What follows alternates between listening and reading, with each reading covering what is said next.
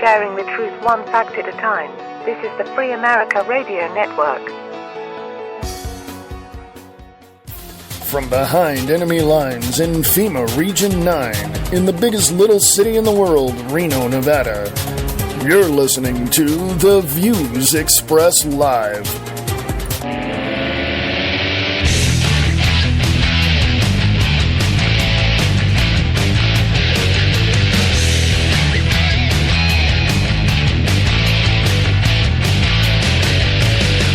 Hey folks, how you doing? This is Reverend Wayne S. Pierce right here for the 10th of June, 2014. How are you today on this wonderful Tuesday?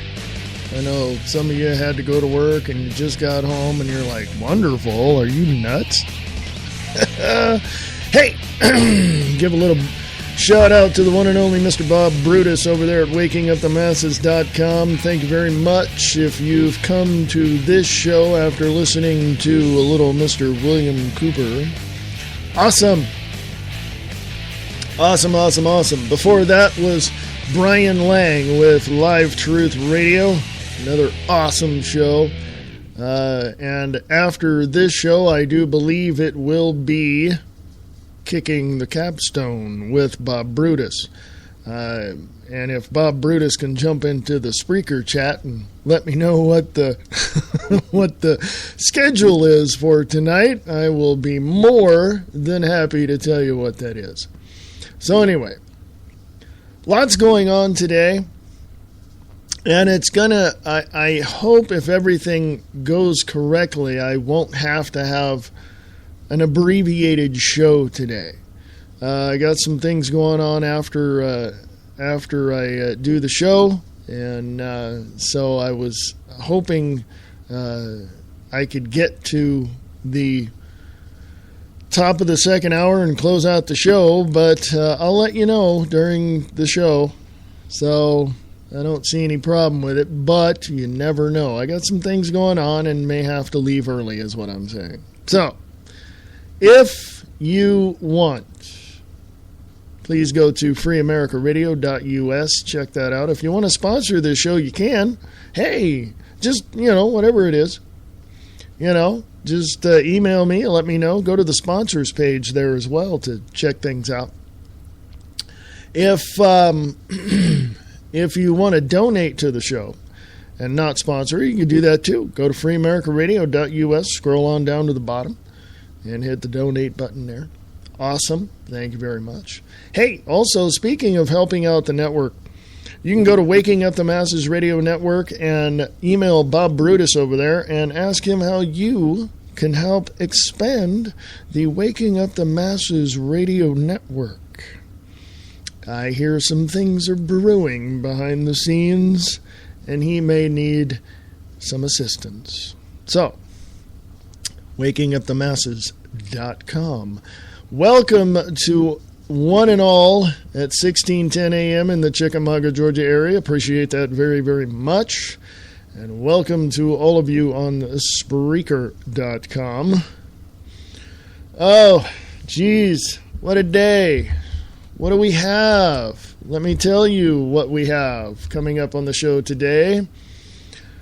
From WND, that would be Whiskey November Delta, World Net Daily. Could Mexico retake the southwestern United States? We kicked Santa Ana out of here. I don't see how they can take it back. Also from TopRightNews.com, border agents desperate plea for help, says U.S. completely overrun by criminal aliens. Of course they are. It's backdoor amnesty, and since they couldn't get the amnesty bills passed in Congress, why not just screw it? If the Border Patrol needs help, screw them. Just let the criminal aliens come wander on over the border. We'll deal with them later. Freedom Outpost has an article about the shooting in Oregon school shooting, new gun legislation in 3, 2, 1. War gear flows to police departments. Freedom Informant Network, freedominfonet.net. Oh no, folks, get ready, because you're going to need it. This is Reverend Wayne S. Pierce from the Free America Radio Network. Prepare yourself for the unexpected. Have an emergency food supply available when you need it. You never know when the next power outage or natural disaster will happen. Are you prepared when it does? Go to Free America Radio Network website and click on the Store tab and get your emergency food supply now. Go to freeamericaradio.us. A natural disaster could happen at any time. Be prepared. Go to freeamericaradio.us and click on the Store tab to get your emergency food supply today. That's freeamericaradio.us and click on the Store tab and prepare in case something happens.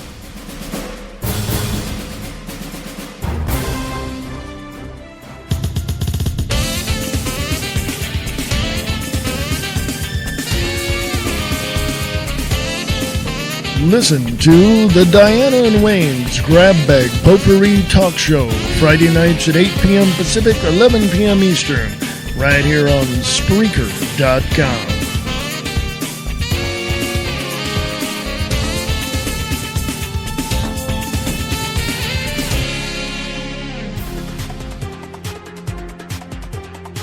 Listen to Kicking the Capstone with Bob Brutus immediately following the views expressed live. Putting the local back into radio. Sharing the truth one fact at a time. This is the Free America Radio Network.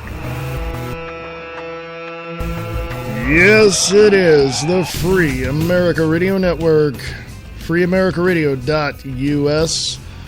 Go click on the emergency food supply tab at the top of the page. Get all the food you need for preparations for any catastrophe. Yes, and you'll not only be helping yourself out, you'll be helping out Free America Radio Network. There you go. Anyway, so many things going on. So many things going on. This is Reverend Wayne S. Pierce, the 10th of June, 2014. You are listening to the views expressed live. Right there on Free America Radio Network and also Waking Up the Masses Radio Network over at wakingupthemasses.com and broadcasting on 1610 AM on the Chickamauga, Georgia area. So how y'all doing out there in Georgia? What the hell's going on with your city? Why did the mayor of Atlanta a couple of weeks ago go to Copenhagen, Denmark to the Bilderberg meeting? I'm just wondering, just curious. You know what I mean? From Freedom Informant Network, freedominfonet.net. War gear flows to police departments. Weighing 30 tons and built to withstand landmines, the armored combat vehicle seen in the picture there on the site is one of hundreds showing up across the country in police departments, big and small. Neenah, Wisconsin, inside the municipal garage of this small lakefront city parked next to a hefty orange snowplow, sits an even larger truck, this one painted in desert khaki. Weighing 30 tons and built to withstand landmines, the armored combat vehicle is one of 100 showing up across the country in police departments, big and small. The 9-foot-tall armored truck was intended for an overseas battlefield, but as President Obama ushers in the end of what we called America's long season of war, the former tools of combat, M16 rifles, grenade launchers, silencers, and more, are ending up in the local police departments, often with little public notice. During the Obama administration, according to the Pentagon data, police departments have received tens of thousands of machine guns, nearly 200,000 ammunition magazines, thousands of pieces of camouflage and night vision equipment, and hundreds of silencers, armored cars, and aircraft. The equipment has been added to the armories of the police departments that already look and act like military units. Police SWAT teams are now deployed tens of thousands of times each year, increasingly for routine jobs. Masked, heavily armed police officers in Louisiana raided a nightclub in 2006 as part of a liquor inspection. In Florida, in 2010, officers in SWAT gear with guns drawn carried out raids at barber shops that mostly led only to charges of barbering without a license. As the nation's wars abroad wind down, many of the military surplus tools of combat have ended up in the hands of the state and local law enforcement. Totals below are the minimum number of pieces acquired since 2006 in a selection of categories. 435 armored vehicles, including cars and trucks, 44,900 or 45,000 night vision pieces, including sights, binoculars, goggles, lights, and accessory, 533 aircrafts, including planes and helicopters, 93,763 machine guns, 5.56 millimeter and 7.62 millimeter rifles, 180,718 magazines, no ammunition. When the military's mine-resistant trucks began arriving in large numbers last year, Neenah and places like it were plunged into the middle of a debate over whether the post-9/11 era had obscured the lines between soldier and police officer. Quote, "It just seems like ramping up a police department for a problem we don't have," unquote, said Shay Kroritnig. I don't know how to pronounce that. Sorry, Shay. A father of two who spoke against getting the armored truck at the recent public meeting in Neenah. Quote, "This is not what I was looking for when I moved here, that my children would view their police officer, their local police officer, as an M16 toting SWAT apparel wearing officer," unquote. You might want to go read the rest of that article, folks. Let me point something out to you. The black-suited, jack-booted stormtroopers are here in the streets, and that's just the way it is. No, we're not going to get used to it. No, we're not going to back down. And no, we're not going to stop shouting at our city halls and county governments and state governments to get rid of them. That's just the way it is. And speaking of police, I saw an article earlier. Well, it wasn't an article. It was a post from someone who in their city... Something happened. I just saw the picture, and I didn't want to read the little blurb under it because I would get really, really pissed off. But since I'm thinking about it, I'm still getting pissed off. Speaking of law enforcement officers, police all across the country, and you've heard these stories many, many times over and over and over, they are, for some reason, shooting family pets. And not just dogs, they're shooting cats as well. I'm going to put a message out here on record for all of you police officers, including ones here in Reno, Nevada. You even shoot a dog or a cat for no apparent reason whatsoever. You are going to have hundreds of thousands, if not millions of people backing federal lawsuits to disarm you and fire you from the police department. You won't even get a job at a crosswalk. Do you understand me? And if you think that I'm not serious, try me.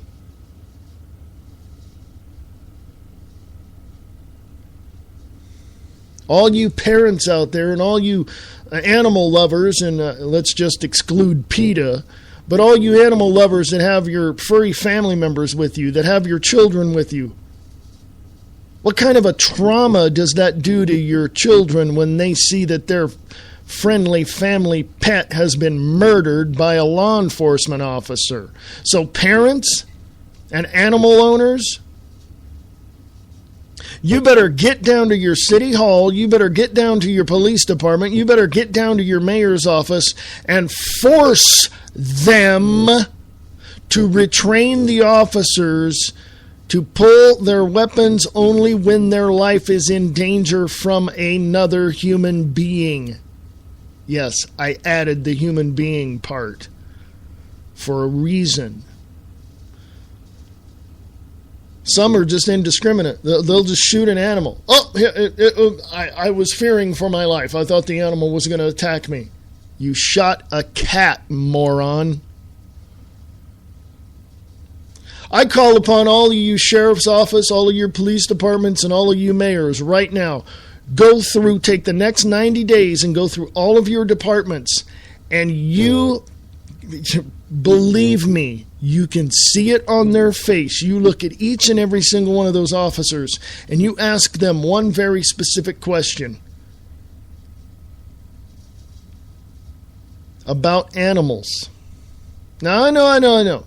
Some of you are hunters out there. I know some of you every year go hunting and use the meat and do all that. That's fine. You shouldn't do it anyway, but that's fine. I don't hunt myself because I like animals, but if you're going to eat the meat and, take care of your family, that's one thing. To do it indiscriminately as a sport, then you're the biggest, dumbest idiot on the face of the planet. So mayors, police commissioners, sheriff's office, go and talk to every single one of your people. You can pull them off to the side in the hallway and talk to them if you like. You don't have to round them all up in a room and ask them questions because you know damn well they're going to lie. But if you talk to them one-on-one, if you have that opportunity to do so, then ask them about how much they appreciate an animal. Do you own a cat, a dog? Does your family like it? Yeah. And I don't want to put words in your mouth, but if I was a mayor or if I was a sheriff officer, the head sheriff in the county, or if I was a police commissioner, my next line in that conversation would be this. You shoot a cat or a dog, I'm going to have your ass in my office and you won't get a freaking job picking up bull crap out of a circus.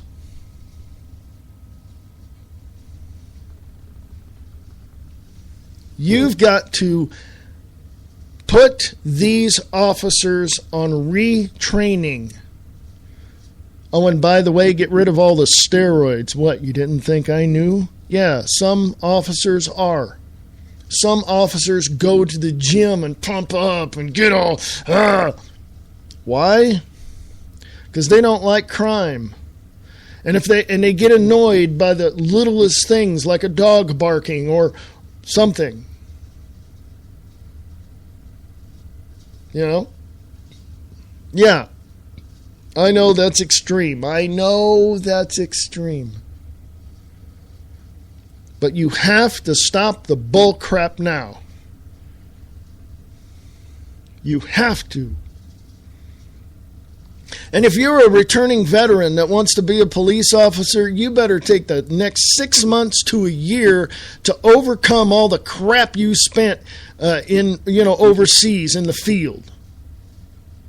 You better get some serious help and talk to somebody and sit down and work out and therapy 2, 3, 4 hours a day if you have to before you even put on that badge and put that gun around you.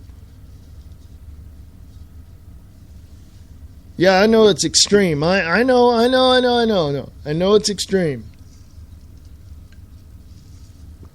And I know some of you are going to say you can't blame them all because they're not all like that. I'm not saying all of them. I'm saying find the ones that, and you can see it on their face, find the ones who have that macho attitude. They're usually young and haven't been on the force that long. Even go to the veterans that have been there 10, 15 years. Talk to them. Or talk to the ones that have a partner that's younger than them. Do something. But this bull crap about cops shooting dogs, that's enough. I've had it. I'm putting all of you moronic, steroided, your roid heads that are out there with this ego the size of freaking California, I'm putting you all on notice.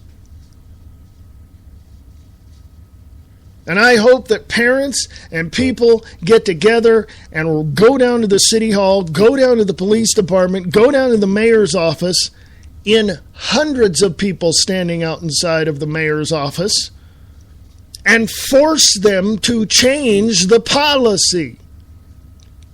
Oh, by the way, you get enough people standing at City Hall and the mayor's office, you get 10,000, 20,000, 50,000 people standing there in the streets. Oh, something will be done pretty damn quick.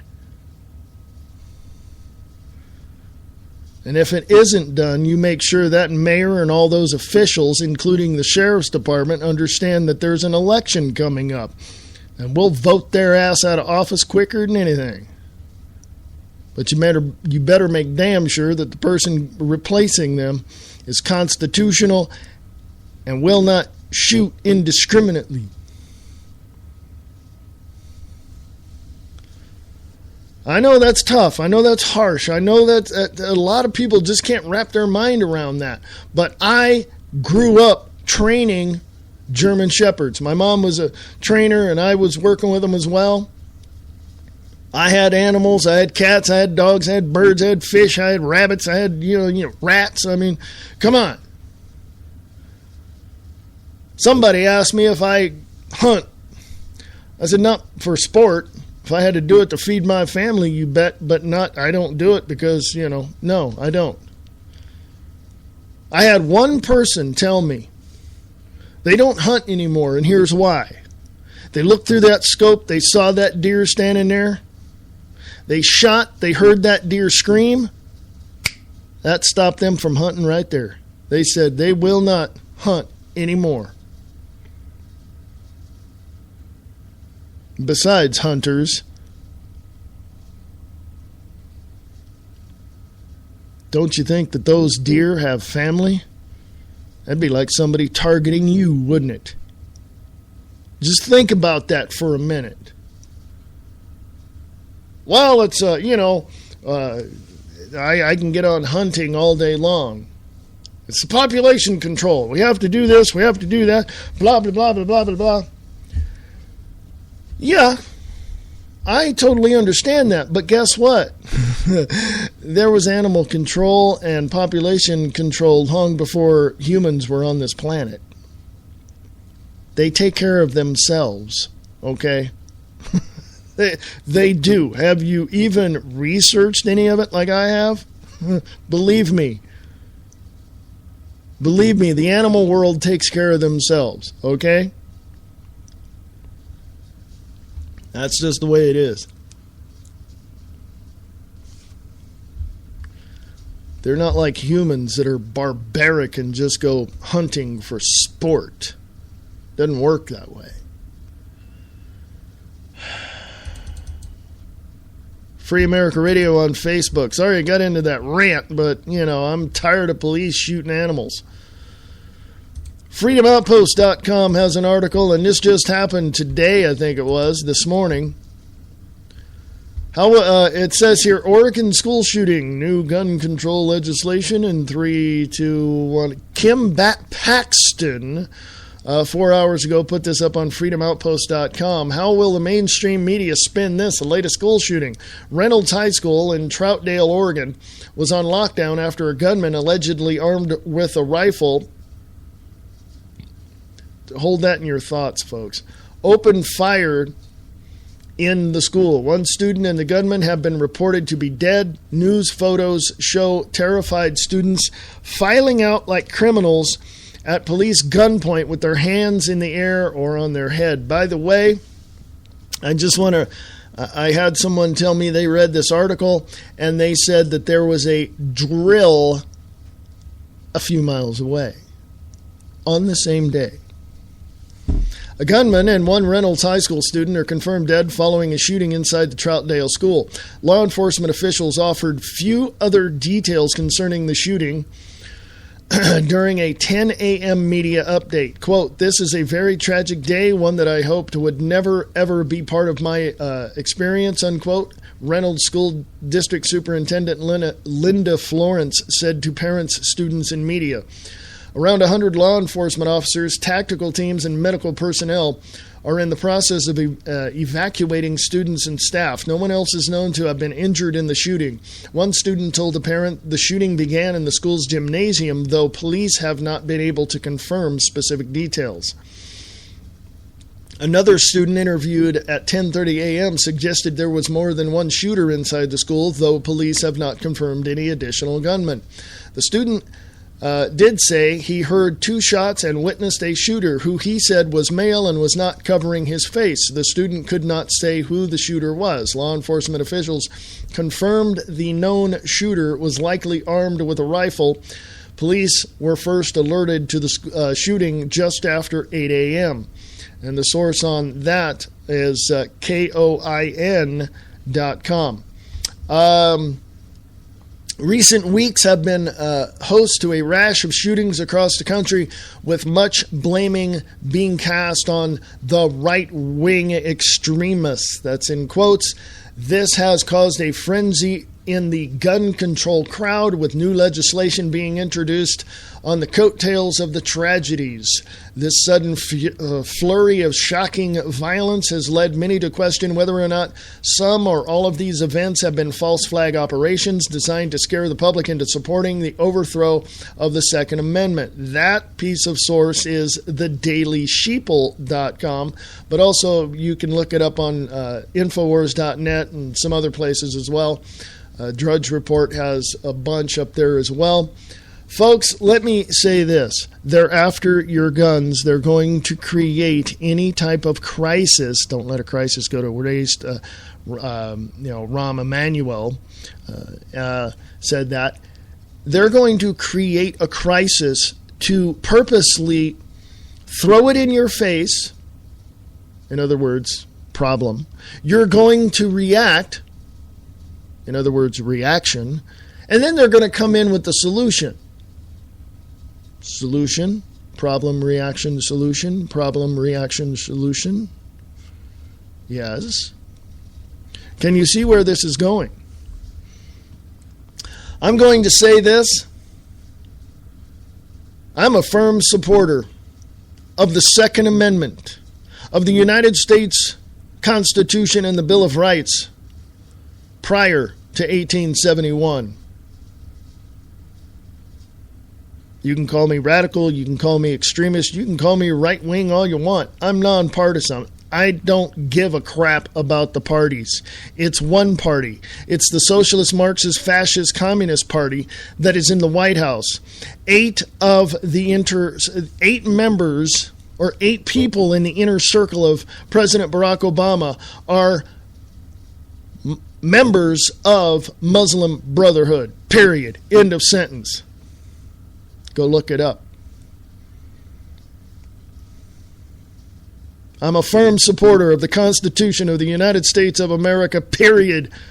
And I guarantee you that I will do everything in my power to defend it against enemies, foreign and domestic, even if the foreign enemies are in our domestic region. So you do what you do. You say what you say. You contemplate whatever it is you contemplate. You implement whatever laws you want to implement. But I guarantee you the gun owners of this country are going to do everything they can to stop the onslaught of the tyranny that is now overshadowing this country. This guy sounds crazy. I'm not crazy. I'm a realist. And what I'm saying is no different than what people were saying in the onset of World War II, in the onset of the Korean War, in the onset of the Vietnam War, or the first Gulf War in 91. So no, I'm not crazy. The far-left, liberal, democratic, communists, socialists, fascists, all those people are the dumbest people walking on the face of this planet. And if they want a communist country, they can pack their damn bags and go to China or Russia. Bye. Don't let the border hit you in the ass on the way out. I get a little upset. I don't apologize for it. But it's just the way that I present it. So don't hold that against me. It's the bottom of the hour, and I'm going to go to break, and I'm going to calm down. I'll be right back after this. Free America Radio at USA.com. Want to know what's happening all around us? You do? Great! Come check out the Diana and Wayne's Grab Bag Potpourri Talk Show, Friday nights at 7 p.m. Pacific, 10 p.m. Eastern, right here on Spreaker.com.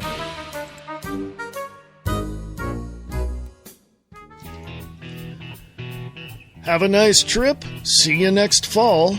Attending their daughter's wedding in South Africa promised to be a vacation of a lifetime. But first, they had to face the treacherous gauntlet known as modern-day travel. Waiting for them on the other side of the world are an honest-to-goodness safari with amorous lions and elephants with anger issues. A life-affirming visit to a South African school, and an anxious bride and groom standing patiently at the airport with a sign that reads, "What took you so long?" The answers lie within the pages of Please Hold Thumbs, a not-so-round trip to South Africa. A true tale of turbulence and triumph from travel mug Scott Cherney, author of Red Asphalt. Available at Amazon.com in paperback and on the Kindle.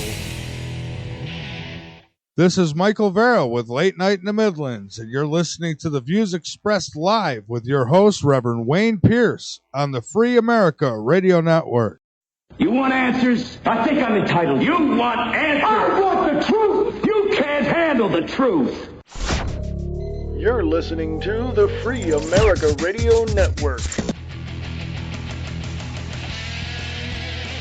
Those who would give up essential liberty to purchase a little temporary safety deserve neither liberty or safety. Benjamin Franklin. From the Free America Radio Network, from behind enemy lines in FEMA Region 9, this is The Views Expressed Live.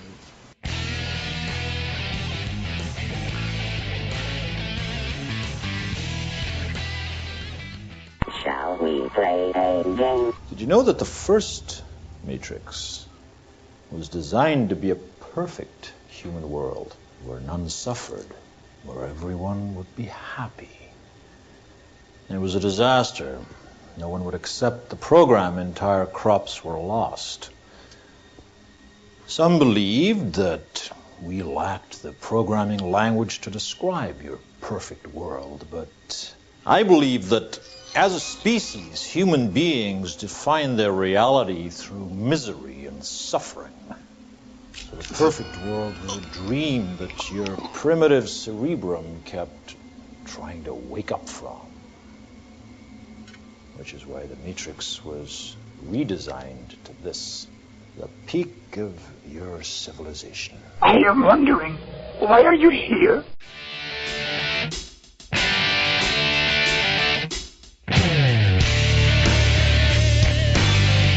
Hey, folks.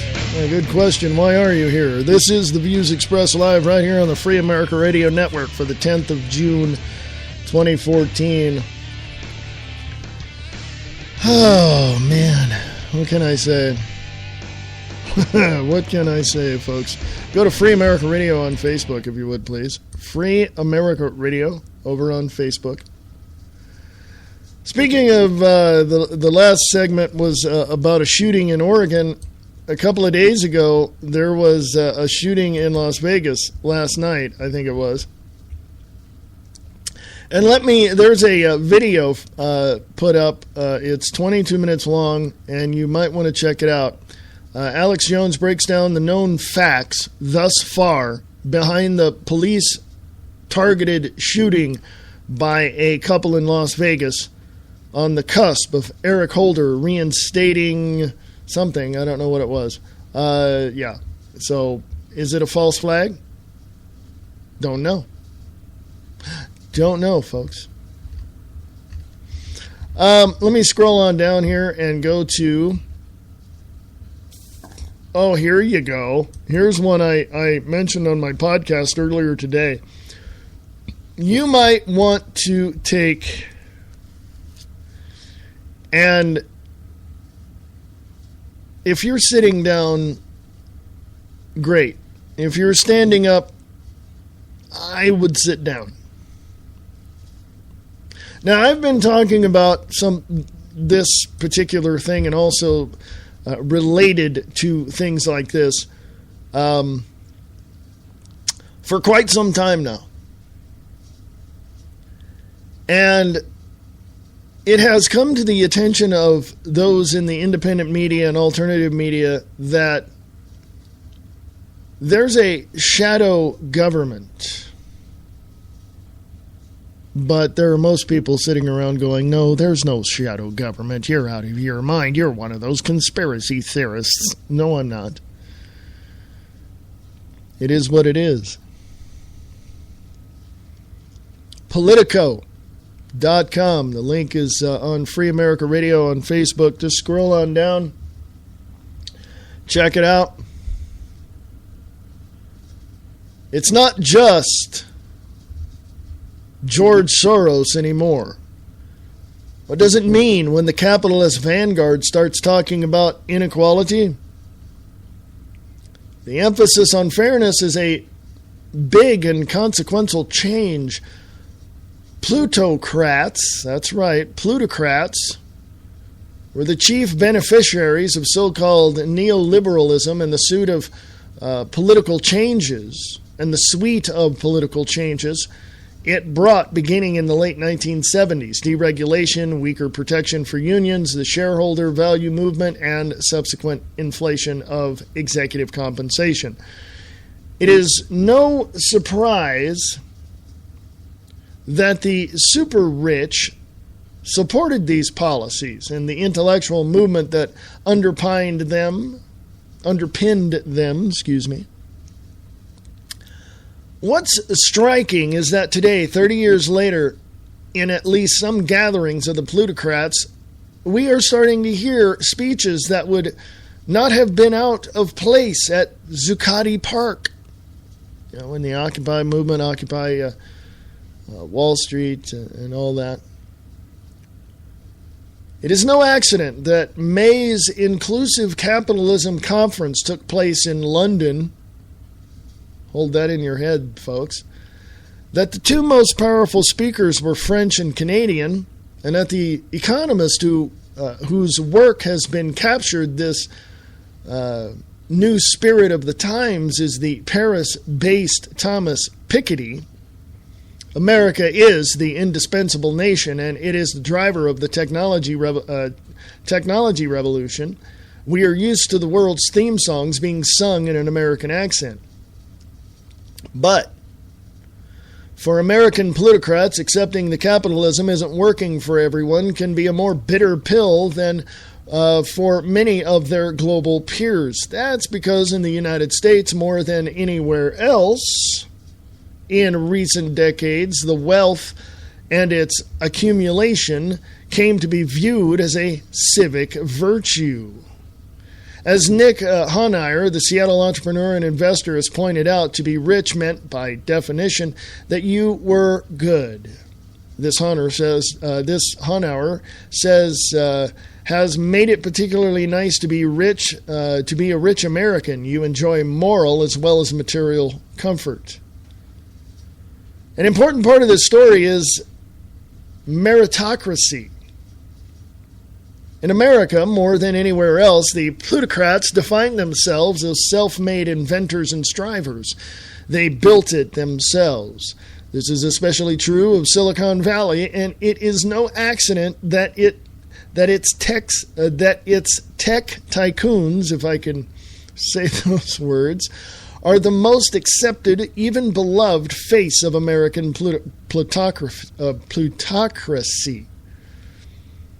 There is data to support this self-regard. In 1982, 40% of the people on the Forbes 400 list were self-made, meaning they owed their wealth to business they had built, not inherited, according to the research by professors Stephen Kaplan and Joshua Rao.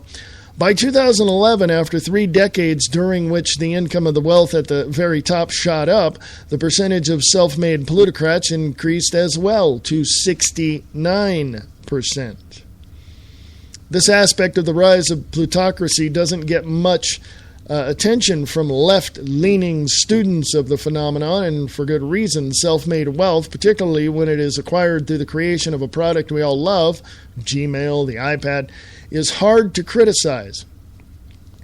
That's why Lagarde's and Carney's speeches at the Inclusive Capitalism Conference and the wider intellectual trend that are part of are so significant.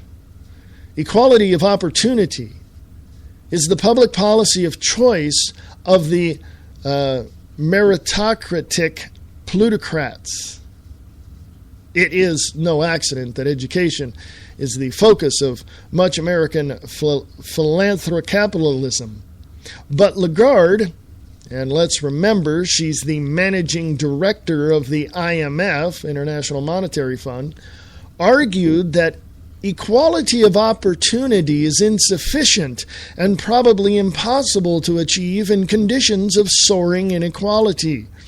Carney took the meritocracy justification head on, asserting that, quote, returns in a globalized world are amplifying the rewards of the superstar, and though few of them would be inclined to admit it, the lucky, unquote, and inviting the assembled CEOs and investors to judge public policy through the Rawlsian veil of ignorance, quote, not knowing their future talents and circumstances, unquote.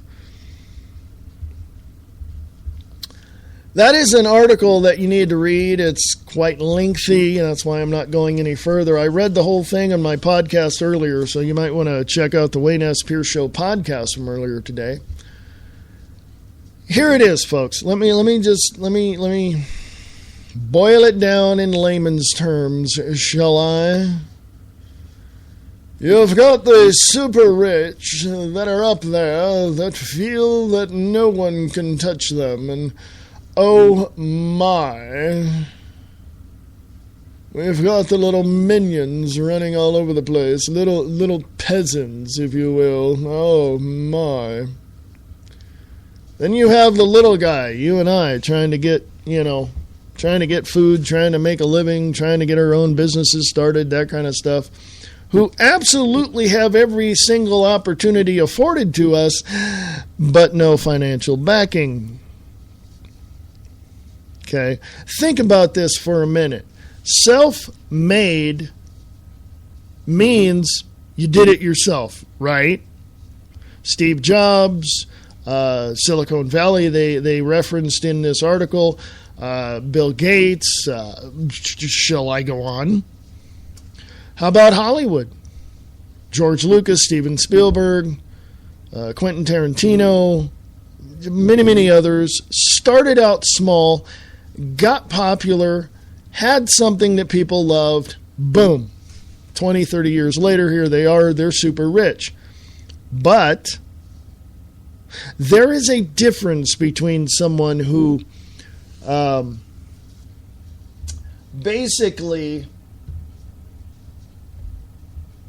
someone who makes for themselves a living that they feel comfortable doing, and someone who is born into money. Yeah. There's a big difference.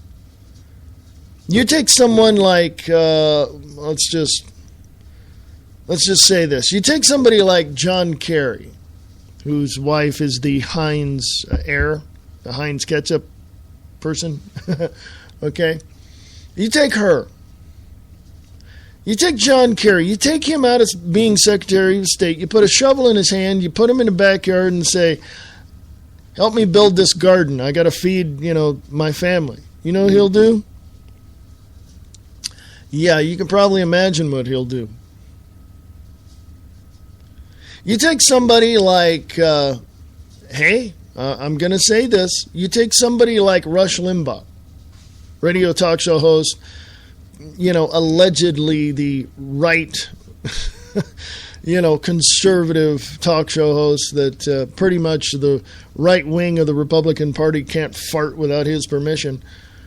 You take somebody like him and you put a wrench in his hand and say, you know, that car needs to be fixed because I got to take my family to the you know, to work. I got to take my wife to work. I got to take my kids to the school, you know. My car doesn't work. I got to take care of this over here. So I'd like you to, you know, work on my, you know what he'll do? Yeah. You can imagine what he would do. So what I'm saying is there's a difference between somebody wrenching a machine and someone who was born looking down on people wrenching on that machine. Oh my, I don't want to get my fingers dirty. There's a difference between John Kerry and Rush Limbaugh. Rush Limbaugh probably has worked a day in his life, but now is very popular and wealthy through his talk shows. I remember him being on TV. Hello, that was years ago, but I was young and I remember it. John Kerry married in the money, and that money made influence. Okay? Same thing with Vice President Biden. Hello? They're not...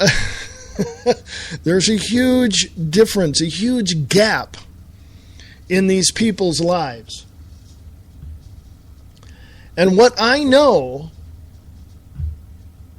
from the information that I've received in my, you know, from people I grew up with in Stockton, California, and from the rich people that I know in Stockton, California, I can tell you right now 30% or more of the people who are wealthy or well-to-do in Stockton, California did it on their own. Okay? Did it on their own. If anybody's from Stockton, California, you may have heard this name because it's a staple in the city. But if nobody grew up there, you may have heard this name, but you don't know who he is. Alex Spanos. He built his company from nothing. Okay?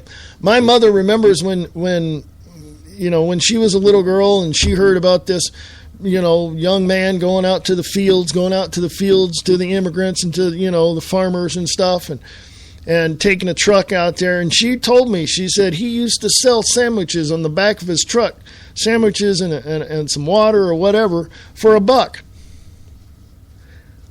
By the time Alex Spanos was 21 or 22 or something like that, he made his first $1 million. Okay? And of course, you know, now he builds apartments all over the place. Arizona, Nevada, California, Oregon, Washington. He's all over the place. Okay? A friend of my brother's works for him. And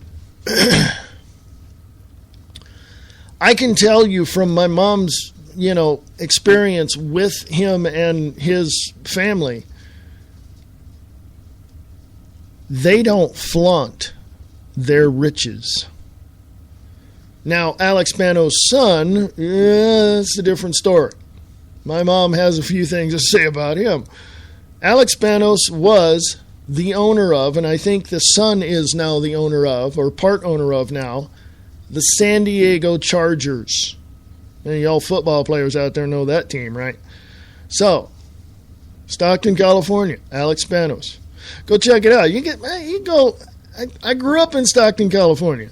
That's where I was born. I know this guy, right? Or know of him. Let's put it this way. But you guys can go to a search engine and look up Alex Spanos, just like it sounds. Check it out. Some people are born into wealth. Some people have it thrust upon them, if you will, to paraphrase. But I can tell you right now, some of the rich people I know still go to the office.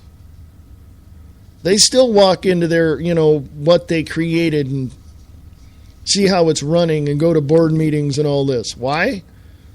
It's their company. It's their company. You know? It's not like they work 9 to 5, okay? So what's my point? The point is that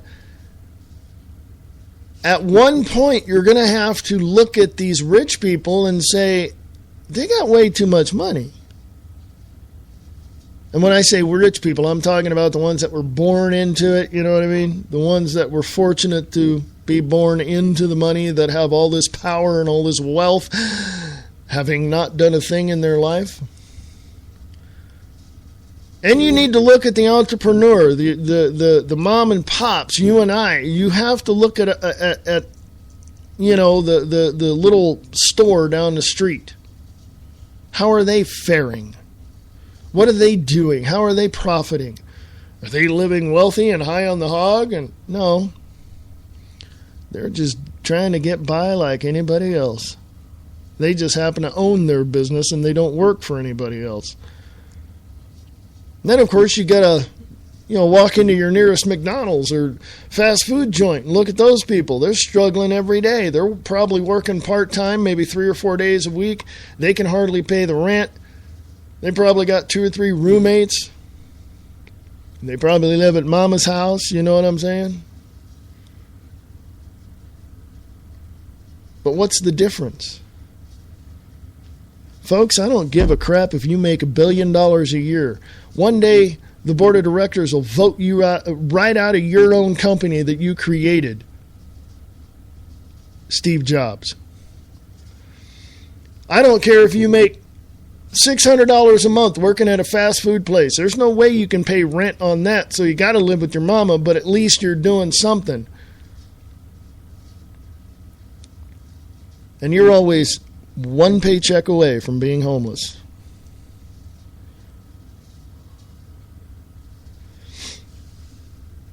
That's why I say these companies, medium-sized companies, and these big, rich buttholes up there having these multi-billion-dollar companies, not that. No, those are stupid people. Because, well, they're not stupid because they got there for a reason. You know, they got there somehow, right?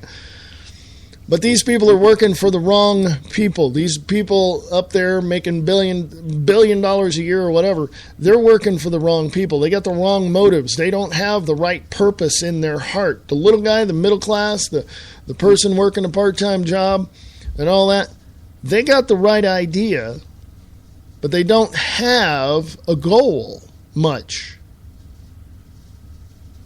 So the two must meet somewhere, right? That's why I'm a proponent of a fair market living wage per region. Do I agree with raising the minimum wage? Well, the CEO of McDonald's said, hey, we'll raise the minimum wage. It's not going to hurt us. Considering that McDonald's has allegedly had just installed 7,000 little self-service kiosks in their stores, in their, units. So the public just comes up, orders what they want on a little kiosk, a little push button thing there. Not buttons, but, you push the screen, touch screen. Run your Visa card or your debit card, boom, paid for. Just wait a couple of minutes, there's your food. Kind of an interesting little side note on that, too. Technology that is there. But the side note is, I'm a big science fiction fan. I write science fiction, I watch it, whatever. And I read a book, and I believe it's, well, I can't remember the name of the book now, but I remember reading, it's either Harry Harrison's Stainless Steel Rat or The Last Immortal by J.O. Jepson. I'm not sure. It's one of those. And this guy, I think it is the Stainless Steel Rat, walked up to this, thing that looked like a modern day ATM. He looked and he, ordered some food, and stuck in his card. Boom, the card came out, and within 30 to 45 seconds, there was the food. So, yeah, science fiction, science fact, you decide. But anyway, yes, I ran off on all sorts of areas in that, but my point is this. The rich are rich because, and when I say rich, I'm not talking super rich. I'm just talking the rich, the wealthy, the well-to-do, 25, 30 years ago worked to get to that position. The super rich, yeah, let's say they had political influences elsewhere. They had connections with certain companies, certain, you know what I'm saying. I would like to find, you know how you got the food chart, the triangle? I would like to find something similar to that to describe who the rich, super rich are and who the minions of, labor are. You know what I'm saying? I'd like to find something like that. Okay? Because I'll post it on my website. If you know of something like that, please send that to me. freeamericaradio@usa.com. freeamericaradio@usa.com. Now,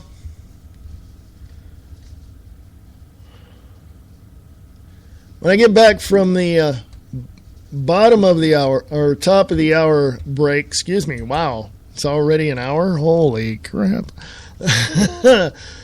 I'm going to talk about the shooting in Las Vegas. Vegas rampage underscores... Sorry. There we go. Stupid video wanted to start on itself. Vegas rampage underscores the rise of violent radicals. Cop killings up 53%. Law enforcement killed by gunfire this year is up 53%. Really? You can go to Free America Radio on Facebook. Scroll on down. You'll see WashingtonTimes.com says Vegas police shooting has officers fearing a rise of radical groups. And you will not be surprised as to who they're calling radical groups, okay? You won't. It's a huge, huge story. Let me click on it here before I go to, it is the Washington Times. So it's like 3 pages. Or something like that. 3 sections. There's a... But yeah, after the top of the hour, I'll come back. I'll get into that. Let me just point out something here and let me clarify a few things. Not all law enforcement officers are bad. Most are good, and most need to get a brain in their head and go and arrest those ones that are creating havoc all over the city by shooting dogs or, doing whatever it is they need to do. Now, I hear some are doing that. People are turning them in and all that. That's good. But there needs to be more of that. If there needs to be a purge of all the corrupt cops that are in the law enforcement offices around this country, then we need to purge that from the system. Now, I have heard, I don't know how valid this is, but I have heard they're going to have robots, I use that term loosely in air quotes, on the police forces. I don't know how valid that is. I know somebody's going to say, oh, God, you watched RoboCop too much. No. They already have, robots for bombs and stuff like that. They sent them into the Oregon school. Little robots went around there and everything. So anyway... So that's what I hear. I don't know how valid that is, but you see DARPA and the Boston Dynamics is working together to build robots. So I don't know. I don't know how valid having a robot on the police forces is as of yet. I'll look into that and get back to you on that. But I don't know, folks. It gets crazier and crazier every time we turn around. And we need to pay attention, and we need to know what's going on, and we need to do some reconnaissance, and we need to get out in the streets and actually, talk to people before we, take a headline out of the newspaper and say, oh my God, we need this one. No. We need to go find out the real story behind all of it. So anyway, you can email me at freeamericaradio@usa.com. freeamericaradio@usa.com. I'll be back right after this. Shall we play a game? Did you know that the first Matrix was designed to be a perfect human world where none suffered, where everyone would be happy? It was a disaster. No one would accept the program. Entire crops were lost. Some believed that we lacked the programming language to describe your perfect world, but I believe that as a species, human beings define their reality through misery and suffering. So the perfect world was a dream that your primitive cerebrum kept trying to wake up from. Which is why the Matrix was redesigned to this, the peak of your civilization. I am wondering, why are you here? This is Reverend Wayne S. Pierce from The Views Expressed. Please come join me on The Views Express Live, Monday through Friday, 4 p.m. Pacific, 7 p.m. Eastern, right here on Spreaker.com. The President of the United States turns the country into a dictatorship. And what happens after he does? Find out in the book Dictator-in-Chief by Brian Keller, available at Amazon.com or CreateSpace.com. Eastland Radio Repertory Theater is looking for you. Are you a voice actor? Do you want to hone your abilities? Please send your audition clips to Eastland Radio Theater at USA.com. We are currently looking for voice actors to fill certain character roles in an ongoing radio play in development. Please send your audition clips to Eastland Radio Theater at USA.com. Lock it on to the best station on the net. For all you independent artists, musicians, and filmmakers, there is a place for you. Radio Rock 92.6 The Blitz. Go to radiorocktheblitz.blogspot.com.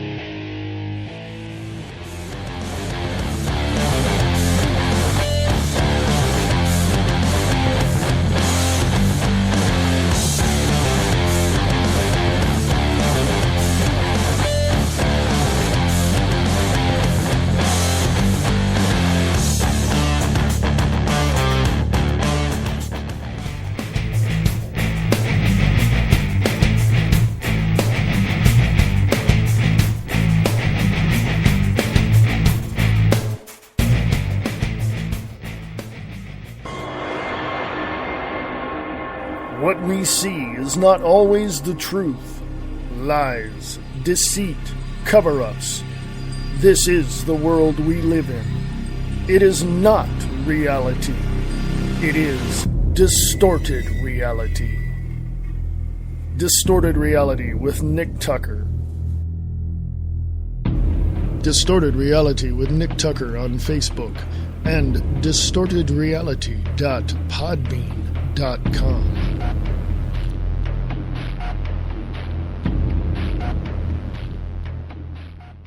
What does freedom mean? Tune in to LRN.FM to find out. LRN.FM is the Liberty Radio Network, a collection of live talk radio and podcasts, all coming from a principled pro-liberty perspective. LRN.FM show hosts aren't left, right, or conspiracy kooks. You can tune in 24/7 to LRN.FM via your phone, computer, satellite, and more. Listen free anytime at LRN.FM. That's LRN.FM.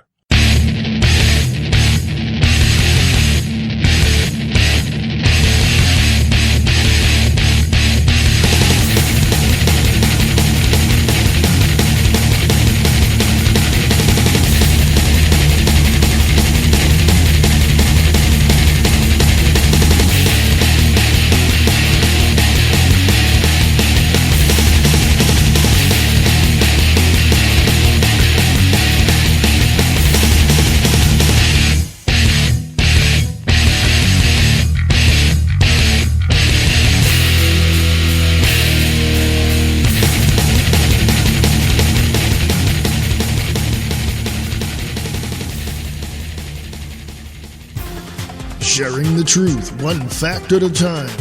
This is the Free America Radio Network.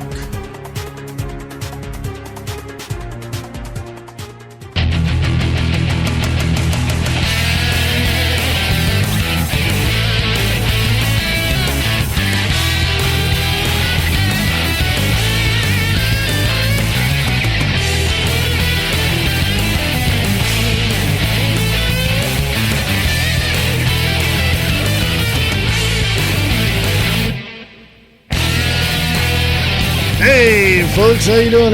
This is the Free America Radio Network. This is the views expressed for the 10th of June, 2014. How are ya? Hey, welcome to WakingUpTheMasses.com, 1610 a.m. in the Chickamauga, Georgia area. Thank you very much for listening. Appreciate that a great deal. Hello, Spreaker.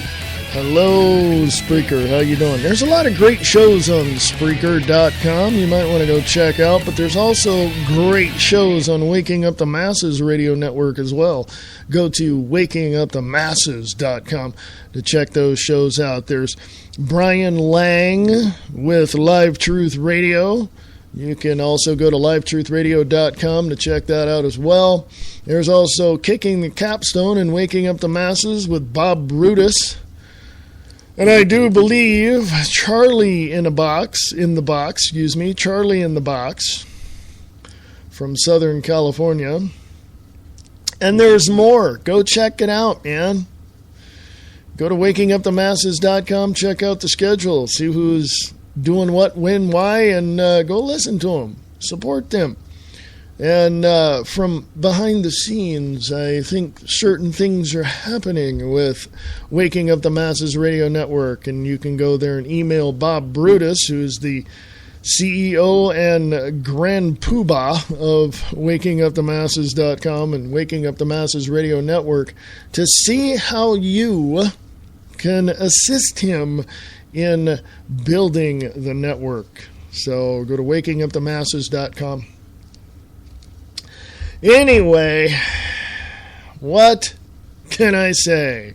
Go to freeamericaradio.us for more information. If you want to, if you need emergency food supply, go to freeamericaradio.us. Go to the top of the page. You'll see emergency food supply. Click on that. Get as much food as you need. You'll not only be helping out your family, you'll be helping out Free America Radio Network as well. Thank you for your support. If you don't want to do that, you can donate too. There's a donate button there on the page. Or you can sponsor the show. So either way, there's a lot of ways to support this show. So anyway, let me know if you have any questions, of course. No question is off limits. If I don't know, I'll tell you I don't know. Ask me anything you like. Free America Radio at USA.com. Free America Radio at USA.com. Go to Free America Radio on Facebook. Check things out there as well. Scroll on down. I'm going to be going to the link that says Vegas police shooting has officers fearing a rise of radical groups.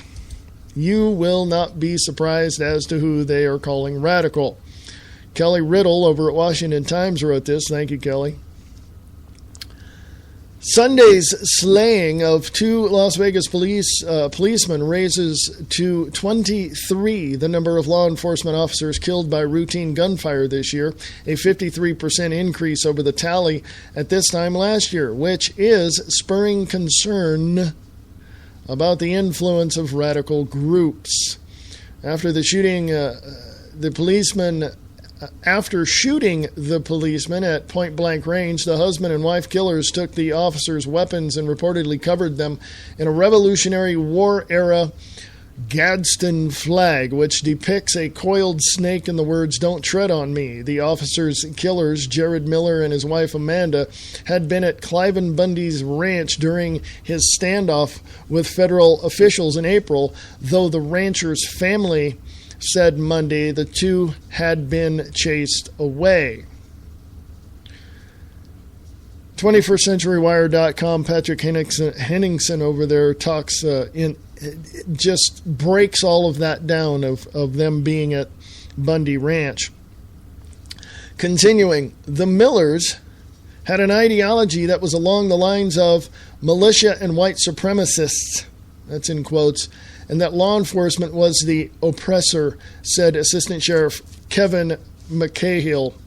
The slayings of officers Alan Beck, 41, and Igor Soldo, 31, who were gunned down while having lunch at a pizza buffet, add to a trend that has law enforcement worried that they are becoming the targets of crime. Now, I'm just going to highlight some of this stuff, and you can read it as well. This year is on track to be one of the most deadly for police officers since 2001, when terrorists hit the World Trade Center, according to the National Law Enforcement Officers Memorial Fund, which tracks crimes against law enforcers nationally. There have been 23 law enforcement shooting deaths so far this year, compared with 15 shooting deaths at this time last year. Overall, 62 police officers have been killed this year, compared to 45 this time last year. Those figures include traffic-related incidences. Law enforcement groups such as the International Union of Police Association and National Sheriff's Association say they have seen increased activity by members of the Sovereign Citizen Movement, an anti-government white supremacist organization. No, it isn't, folks. And the anti-government patriot and militia movements that have targeted officers. By the way, did you notice, did you hear the words there? Let me go back and give you this whole wordplay, okay, that they're using. This 1984 Eric Blair, George Orwell doublespeak that they're throwing out at you. Law enforcement groups such as the International Union of Police Associations and National Sheriff's Association. See, they give you official names to these groups because they want you to say, oh, if they said it, then it must be true. They say they have seen increased activity by members of the, get this, Sovereign Citizen Movement, an anti-government white supremacist organization. No, it isn't, folks. It's not. And the anti-government patriot and militia movements that have targeted officers. Okay? So there's that. The anti-government patriot. How can you be a patriot if you're anti-government, number one? And militia movements, by the way, militias are constitutional, and even the militias that are constitutional tell you in your state that if they ever see one of those categories, the anti-government patriot or a militia member that's just anti-government and doesn't want, they'll kick their ass out in a heartbeat. Okay? Go talk to them. Continuing, quote, all law enforcement is wary of the sovereign citizen. It has a lot of folks concerned, unquote, said Fred Wilson, a spokesman for the National Sheriff's Association. Quote, they are really well armed and have some pretty bad weapons. Right now, they've mostly been trying to use the civil process to thwart things through trivial lawsuits and liens and the likes. And we haven't seen anything exponential yet. But again, one incident is too many, unquote. In other words, that's your New World Order thug telling you anybody that is against them is going to get slammed. Okay? That is the bottom line. Any New World Order operative is going to look at you and get in the news and whatever and say, look, it's the militia doing this. Look, it's these anti-government patriots. Look, it's this, it's that, it's that. And we said it because we have a uniform and a badge on, so we must be right. No, you're freaking thugs. And you're going to get chewed up and spit out just like everybody else when they're done with you.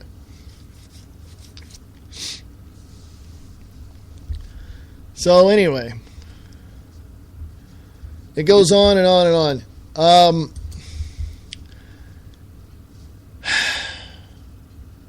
I want to say this, and I'm going to be quite blunt here. If you even think, if a person even thinks about going out and doing some crazy crap and calling yourself a patriot and, anti-government this and all that. If you even have your mind set on stuff like that, you need help. Okay? I mean, I've read articles from Detroit where people were breaking into people's homes and the homeowners blew them away. Screw you, but you're boom, just blow them away, just shoot them, and that was it. And they're not in trouble. Nevada, where I am located, in Reno, Nevada, we are an open carry state. We're also a shell issue state, before you people go crazy and, I've read it, trust me, I know what I'm talking about.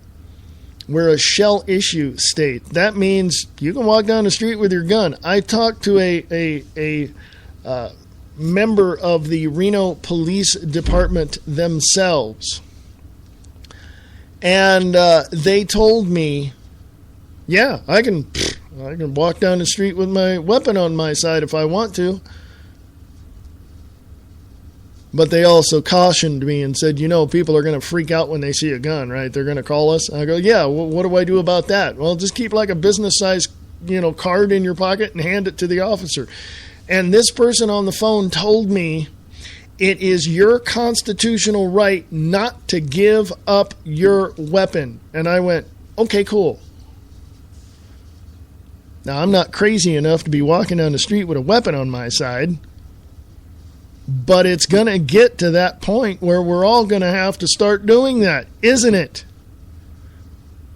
Well, we don't live in the Wild West. No, we live in a crazy state where the tyrants in Washington, D.C. are running roughshod over our liberties and tearing away at our constitutional rights. So, guess what?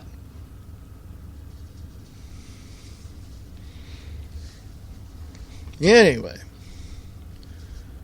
We have to understand that these people down there that committed this crime were totally... Now, here's what I have received from Guerrilla Media Network and what they've reported from other people, from someone close to the situation.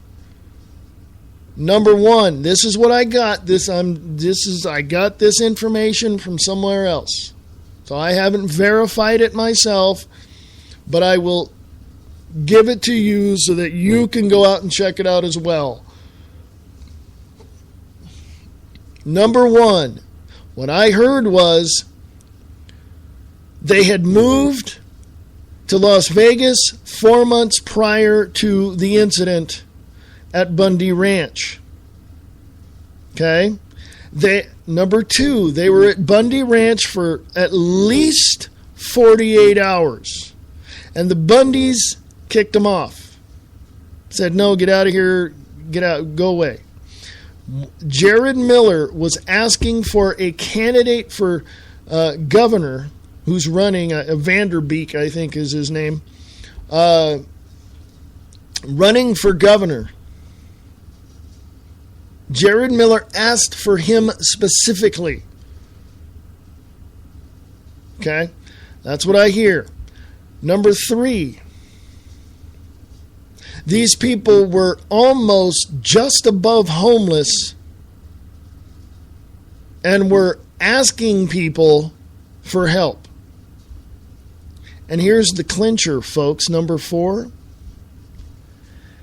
they had weapons that you and I cannot get. They had ammunition with hardly any money that they could ever muster up. And when you look at all of the other information relating to all of that, you'll find that they were set up. You'll find that they were given this material. You'll find that months of planning went into them being in Las Vegas. Now, did they have an eye on these two officers? I don't know.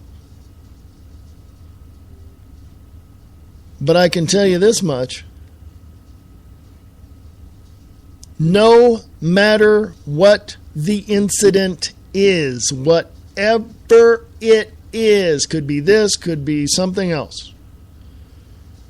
The federal government is going to cause all sorts of false flag incidences or set up so many people to do one thing and one thing only. Destroy the Bill of Rights of the Constitution of the United States of America, period. Oh, you're some kind of conspiracy theorist. You think that everything's a setup. If I think it, I research it. I look at all the evidence. I examine every piece that I can get my hands on. And it's obvious, without further investigating this situation, I've gotten to the point to where I can conclude from the evidence that I do see and the information that has come out from other independent media, including Guerrilla Media Network and 21stCenturyWire.com, I can tell you that these two people, prior to this incident, were picked out and literally told what to do. Because with people who have barely enough money to even pay the rent, they got kicked out of their apartment and was living with a neighbor next door. For people like that who hardly have any money, how can they get the weapons that they have? The ammunition that they have? And what kind of a symbolic statement do you make when you put Nazi symbols and the Gadsden flag on two dead cops you just killed? Did they have that in mind too, or were they instructed to do that to show the symbolism of something being done by some right-wing radical group? All of these questions can be answered through research and verification, and I've still got some more research to do in all of this. But so far what I have, these two people were set up. This was staged. Do I believe that? With the evidence I have so far, yes. I could change. I could find more evidence that could counter that. That's fine. That's what I'm doing. I'm going to make sure, but as of right now, with the evidence that I have currently, it's a staged event. Okay? Now, whether you want to believe that or not, that's entirely up to you. You can believe whatever it is you want to believe, or go grab your beer and sit in your easy chair and watch your ESPN. I don't care. But I know what I know, and I see what I see presented to me by the evidence that I have. Okay? So, enough on that. You guys can go check that out as well. Vegas police shooting as officers fearing a rise of radical groups. From Henry Makow, Makow.com. Henry Makow, Makow.com. State of the Union, Obama's Cloward and Piven strategy. Go check that out, folks. That's exactly what's happening right now. Okay?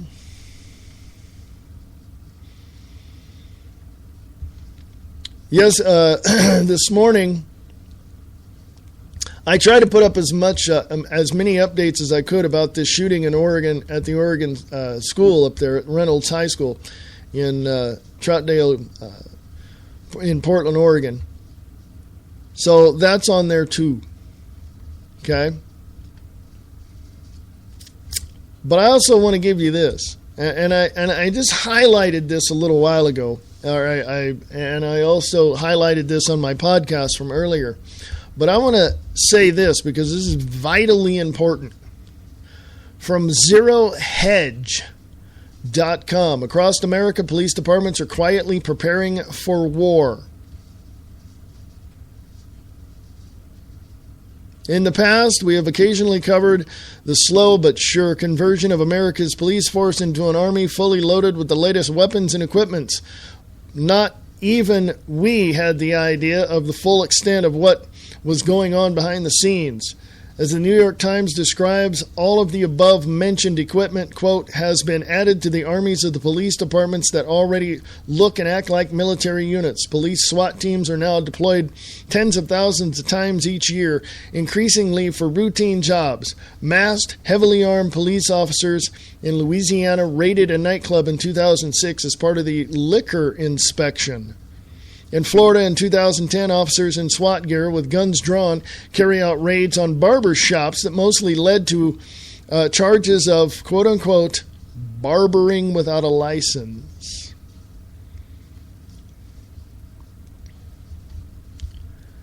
I don't know, folks.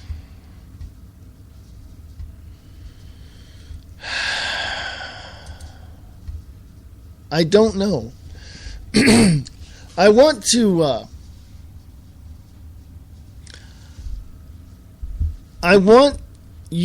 to understand one very vital, important thing here. Regardless of whether or not you agree with me or disagree with me, that's not the issue. The issue is you have to pay attention to what's going on around you. You have to pay attention to what is going on around you. Because what is going on around you is probably far beyond your comprehension to understand it. But the more that you look into it, the more that you ask questions, the more that you get into, areas of impossibilities and begin to search out what those things are going on in your town, the more you're going to know. Okay? And the more you'll understand. But face it, folks, we are under a microscope. We got the surveillance grid going. We've got the law enforcement having high-tech equipment that can peer into our houses through our walls. We've got smart meters that are causing all sorts of health problems. We've got GMOs doing the same. We got fluoride in the water. Fluoride was used in the Nazi death camps years ago. So, yeah, pay attention to what is going on, because if you don't, I would hate to imagine what would happen to you and your family if you didn't pay attention. You'd probably go to one of those residential facilities that Jesse Ventura talked about on Conspiracy Theory.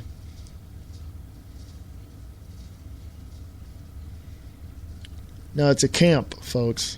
Why is the barbed wire and the razor wire pointed inward instead of outward? Okay? So enough. Pay attention. It's only going to benefit you in a very positive way if you do. Okay? As far as I'm concerned, that's all you have left. Okay?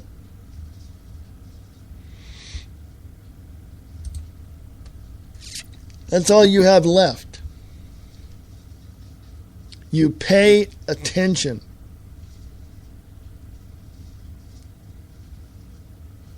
Okay? When I get back from the bottom of the hour break, I'll talk about this. Conquest of Atziland. It's a DVD. Glenn Spencer over at WND is putting this out. And the question is, could Mexico retake the southwestern United States? Not only are the Mexicans capable, but an invasion is underway, insists immigration expert Glenn Spencer. Yes. You might want to check out that video. Uh-huh. I don't know about you folks, but this is my home. And I'll do everything I can to protect it and defend it from enemies foreign and domestic. Okay? I'm just saying, I mean, you can do whatever it is you want to do, folks. I mean, that's entirely up to you. You can do whatever you want. So, I'm just saying, I'm putting the information out there. You take it and check it out, because, I know you're pretty smart people out there, so you'll figure it out. Hey, I'll be back right after this. Mainstream science argues that if something can't be touched, measured, quantified, and duplicated in a laboratory, then it doesn't exist. According to this worldview, reality is an unconscious, non-personal mass of matter, which leaves no room for the existence of spiritual or unexplained phenomena. But is that all there really is to reality? Marie D. Jones and Larry Flaxman don't think so, and after reading this book, neither will you. In The Grid, paranormal investigators and best-selling authors Jones and Flaxman present their theory of the grid, a divine superstructure that includes multiple levels of existence, the entirety of which makes up our reality. Jones and Flaxman will show you how to release the limiting belief that this is all there is once and for all by exploring the grid, expanding your awareness, and empowering your life in the process. Reality, dear friend, will never be the same again. The Grid, Exploring the Hidden Infrastructure of Reality by Marie D. Jones and Larry Flaxman. Available at Barnes & Noble and Amazon.com.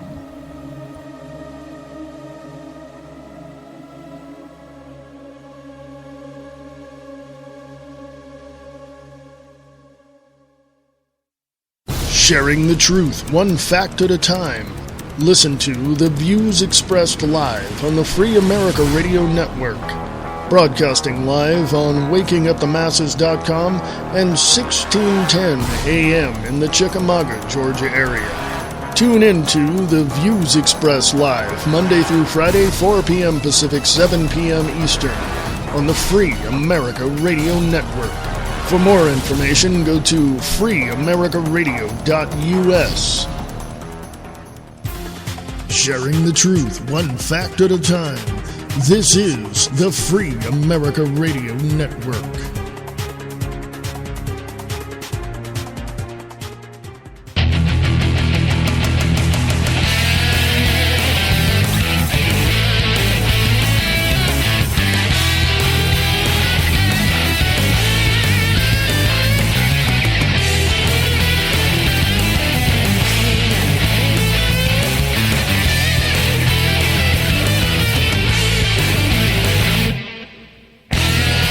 Hey, folks, welcome back.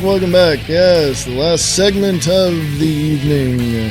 Thank you for dropping by and checking out the show. I appreciate that very much. Go to freeamericaradio.us for more information. And, oh, please email me, of course, if you have any questions.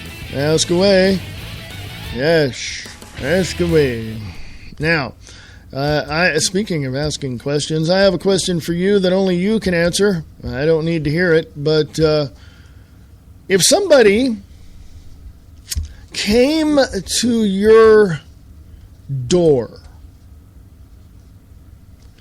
and just, tried the handle, but it was locked, and you went up and you unlocked it and you opened the door like, what do you want? And they just started barging into your home. How do you feel? Or how would you feel? 4 or 5 people just coming into your home, grabbing your food, sitting in your chair, using your phone, blah, blah, blah, blah, and then leaving for the night. Well, I don't know. They may not leave. They may start ordering you around. How would you feel about that?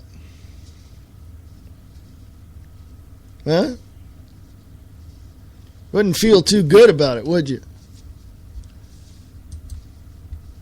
They'd call up their friends and say, hey, come over here, here's what, and they'd start bringing their friends over and all this. You wouldn't feel too good about it, would you? There's a video at superstore.wnd, that would be worldnetdaily.com, superstore.wnd.com. Conquest for Aztlan. Could Mexico retake the southwestern United States? Not only Are the Mexicans capable, but an invasion is underway, insists immigration expert Glenn Spencer. It's a video, but he was being interviewed on the Alex Jones Show, Infowars.com, PrisonPlanet.tv. In this well-documented video, Spencer unveils the aims of a radical movement that identifies itself as America's Palestinians. Their ultimate goal is to reclaim the American Southwest, including California, Arizona, Nevada, New Mexico, and parts of Colorado and Texas. Hispanic activists refer to the former Mexican territory as Aztlan, the mythical place of origin of the Aztec people. This is not merely the irrational scheme of some fringe group. Using original footage, Spencer shows how the pronouncements of Mexican officials and their policies support a reconquest of the Southwest. Perhaps even more importantly, Spencer contends U.S. immigration policies and lax enforcement are paving the way for this invasion. Okay?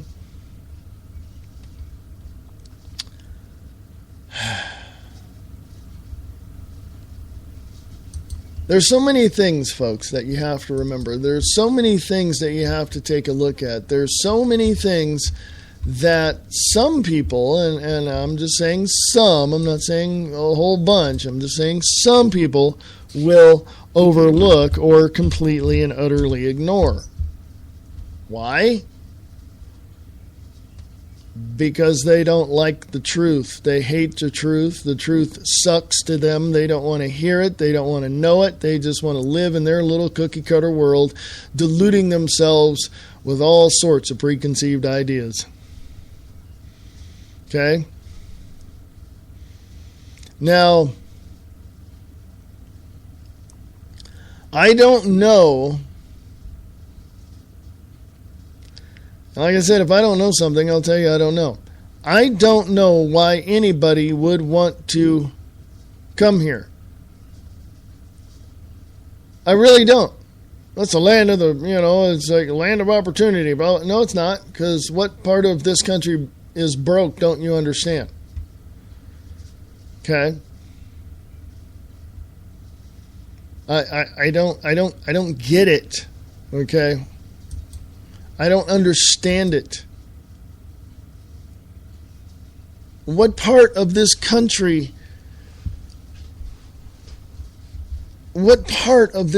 do you not understand is completely and utterly broke?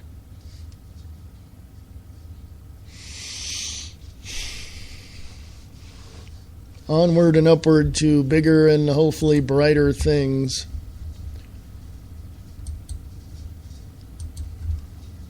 Let's go to New York Times, shall we? Let's go talk about another police state, New York State.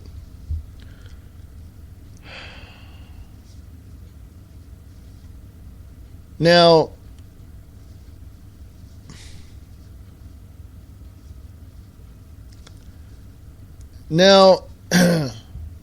I'm going to say this. Here's what's on the front page of nytimes.com. California teacher tenure laws ruled unconstitutional. A Los Angeles Superior Court judge ruled that teacher tenure laws deprive students of their constitutional right to an education, a decision that overturns several California laws on the way teachers are hired and fired. Second biggest Iraqi city seized in rapid assault by militants.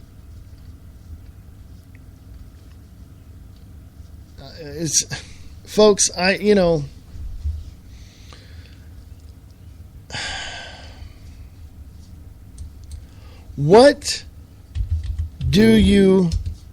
has to be done to get you off your butt? And I'm going to make this statement to all my Christian friends out there. Get up off your butt and go do something.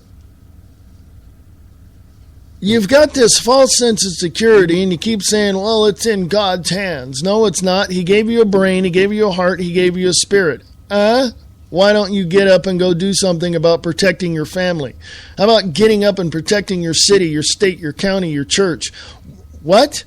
You don't want to? It's in God's hands. No, you're a bunch of cowards, you wimpy little whiny pansy-ass little people. Yeah, I said it. What are you going to do? What are you going to do? I get sick and tired, and I've talked to many of my Christian friends in Stockton before I left because I saw the writing on the wall and I moved to Reno. I talked to my Christian friends, and I told them, this is what's happening. I'd tell them about the shadow government. I'd tell them about this. I'd tell them about... Guess what? Just guess what they said to me. Just guess. Okay.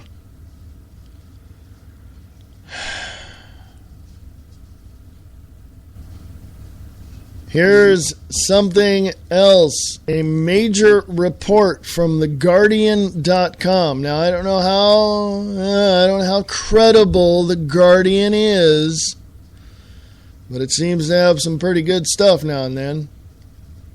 Theguardian.com. I'll put this on Free America Radio on Facebook so you can read this later if you'd like,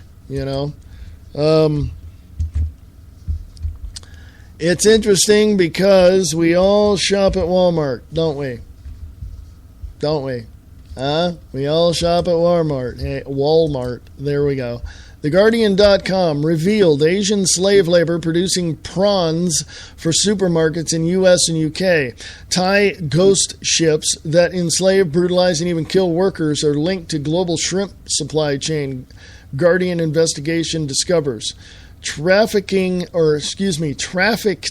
slavery on Thai trawlers, catch food for prawns. Thailand seafood industry, state-sanctioned slavery. That's a pretty lengthy article, folks. You might want to go check that out. It's up on Free America Radio on Facebook. How do we... Here's another interesting question. How do we as people, or let me put it this way. How did we as people get to the point where we decided that we weren't going to do anything anymore?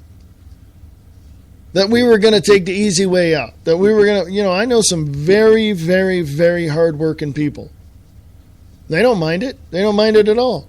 But I know people who have worked hard all their life and have retired with next to nothing.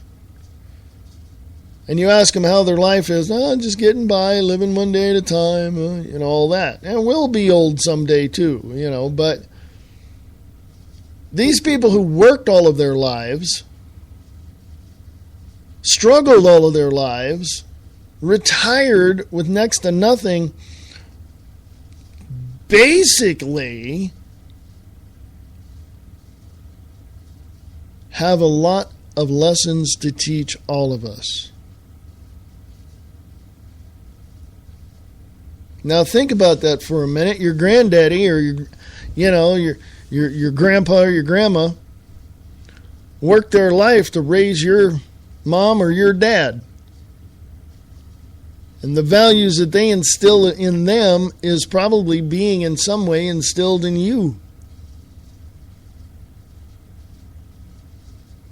So when you have a country that has multiple Walmarts or, stores in, what'd they say here?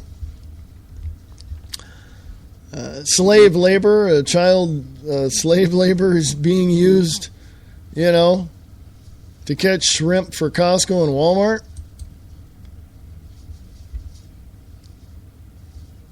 When you have a country doing that,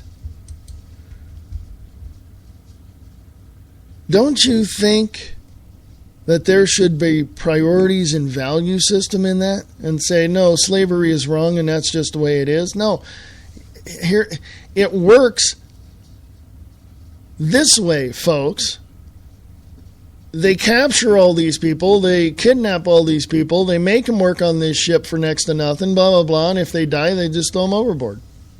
That's how it works. That's in a general, not specific way of looking at it. But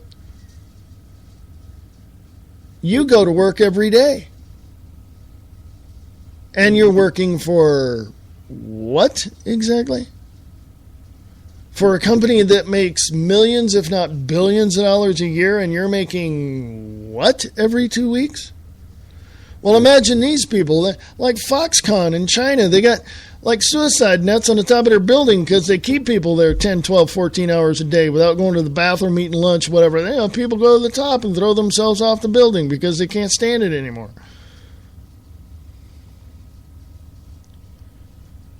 That's your Apple products, folks.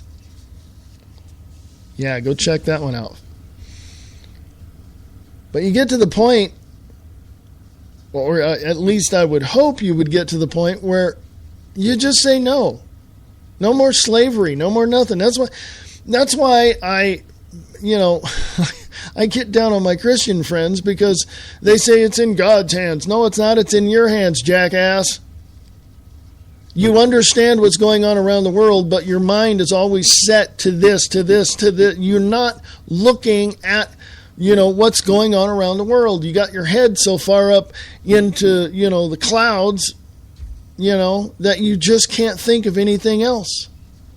Well, what about these people being, snapped up working on shrimping boats that are, these people are slaves? What about them? Are you going to fight for them, or are you going to say it's in God's hands?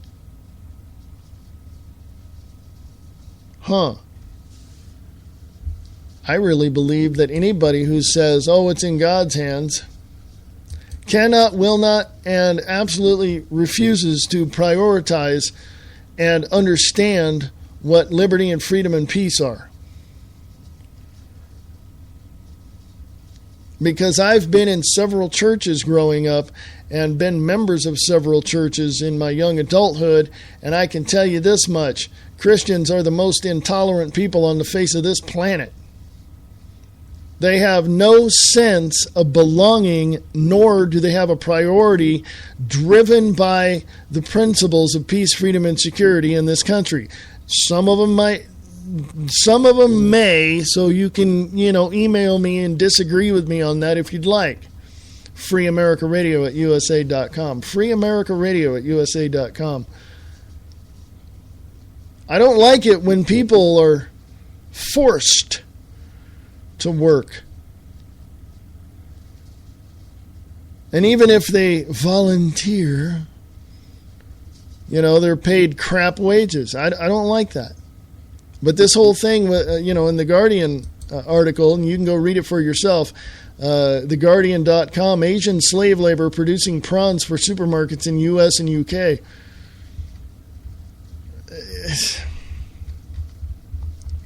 There's got to be a way to free these people and to prosecute these people for having slaves or creating slaves or whatever it may be. There's got to be some way to change all that. I don't know, folks. I wish I had all the answers, but then on the other side, I'm saying I don't wish I had all the answers because I'd be bored because there wouldn't be anything else to learn. And I like to learn stuff. Seriously.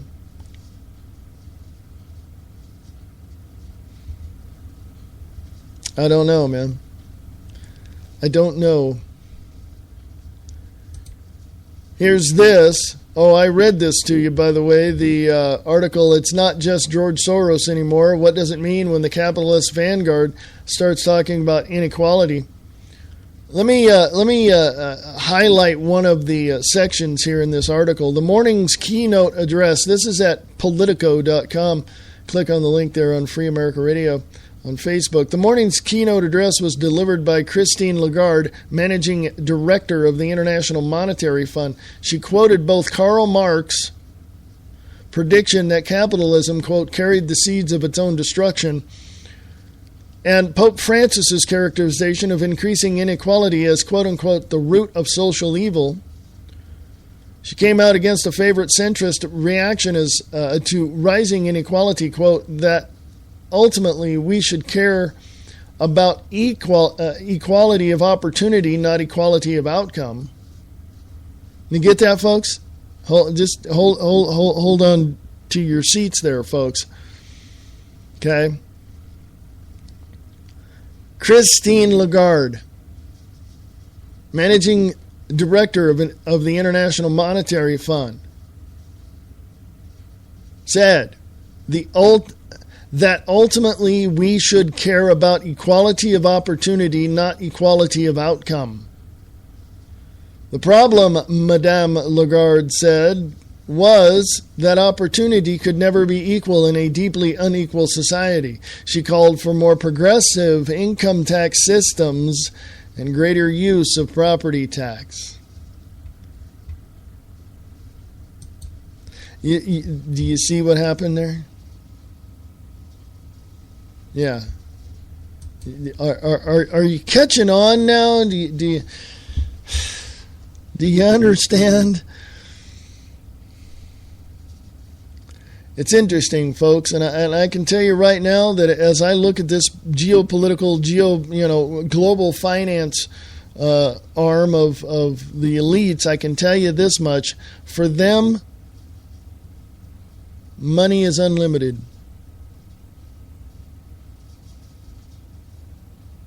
But you have to understand that there is a direction and a purpose in their minds, and they are working that daily. And we have to pay attention to what's going on, and if we don't, we're going to get, steamrolled. Okay? And I have another question in the last 9 minutes of this show. Question that only you can answer. Since we know that our money isn't buying a whole lot, that our taxes are going up, my question to you is this: why are you allowing it? It's a good question, isn't it? Why are you allowing it? I mean, they're not going to bring the votes out to...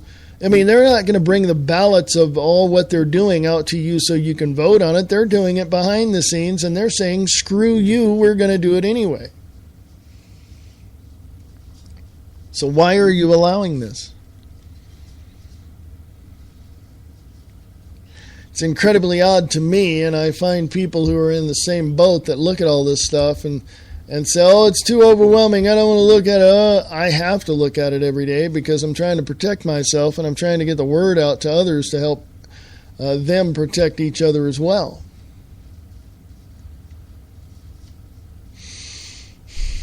But I don't know. I don't know, folks. When you get to the point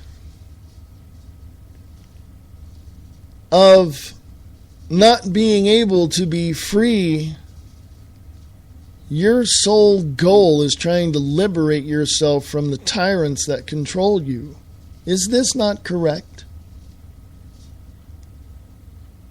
And when you look at the people in Washington, D.C., from the president on down, don't you see who the damn terrorists are? I mean, seriously. And the government has been doing it for years and years and years. And they're still doing it. They're still pulling the wool over our eyes, and we're allowing it. And there are people out there like myself who are fully awake. Bob Brutus is awake. Brian Lang from Live Truth Radio is awake. We all know what's going on, and we're trying to get the information out to you to hopefully to wake you up to the point of realizing it yourself. But there are still people out there that are on the fence. I say, enough of that bull crap. Just jump on down to our side and you'll be able to see stuff. Read articles. Don't just look at the headline and say, oh my God, that's bad. Read the whole article, because it's called sensationalism. I took journalism, I should know. It's a way to sell a website. It's a way to sell papers. It's a way to get somebody on your website so that you can sell something from your website. But the fact of the matter is, we've got people out there that are slaves. And I told somebody today, don't shop at Walmart. All we're doing when we shop at Walmart is supporting China. Why would you want to do that? Well, there's American workers. No. We went into a Walmart close by here, and I swear to goodness, I looked around, I went, where is... They were all either Filipino or Mexican. There was maybe a handful of white people.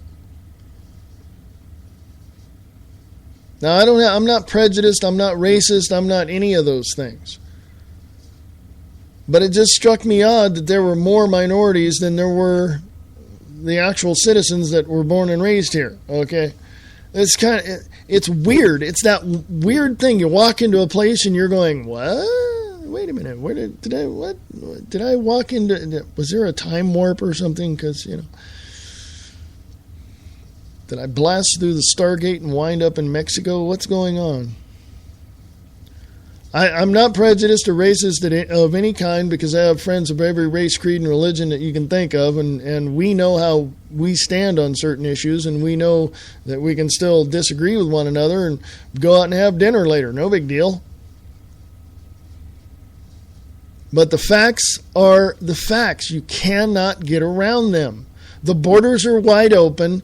The Border Patrol needs help. And you citizens in California, New Mexico, Arizona, and Texas better get up off your ass and get down there and help them.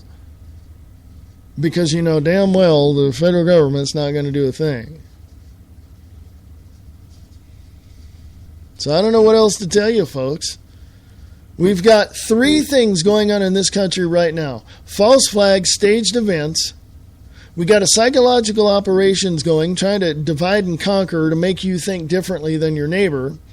And then we have a tyrannical government doing the first 2. So what the hell is wrong with you people? I don't get it. I don't get how Christians can sit in their churches and talk about God and talk about tolerance and, we love them. I've heard a preacher say, I've heard one of the pastors, not here, but in California, say, we love them into the kingdom. And I went, excuse me? I didn't say that out loud. In my head, I'm thinking, what?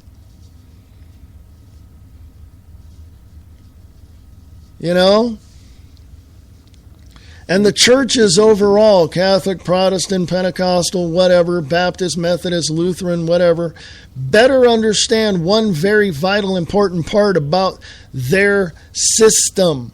The Pope has allowed Muslim prayer to be in the Vatican. Do you understand me, folks? It's going to hell in a handbasket. I don't know about you. I don't know about you, but I don't want to be in that basket. So it's time for us to take the moments that we have and look at what is out there instead of just looking at the skanky Kardashians or some stupid reality show on TV, and get out there and look at what's going on. And take those moments and plan, not for a vacation next year, because, folks, who knows what's going to happen tomorrow or next year? If you want to plan for the vacation, you go right ahead. But there's other important things that you need to start prioritizing about, setting your priorities on. Don't you think your family is at the top of that list? I don't know, folks. I went everywhere on that last part there, in the last segment, but I think you can get it. If not, I'll clarify it. Please email me, freeamericaradio@usa.com, freeamericaradio@usa.com. Catch me tomorrow on the Wayne S. Pierce Show, 12 noon Pacific, 3 Eastern, and also on The Views Express Live. 4 p.m. Pacific, 7 p.m. Eastern, right here on the Free America Radio Network and on wakingupthemasses.com. And folks, I want you to remember something very, very important. We the people have the power, for we are America.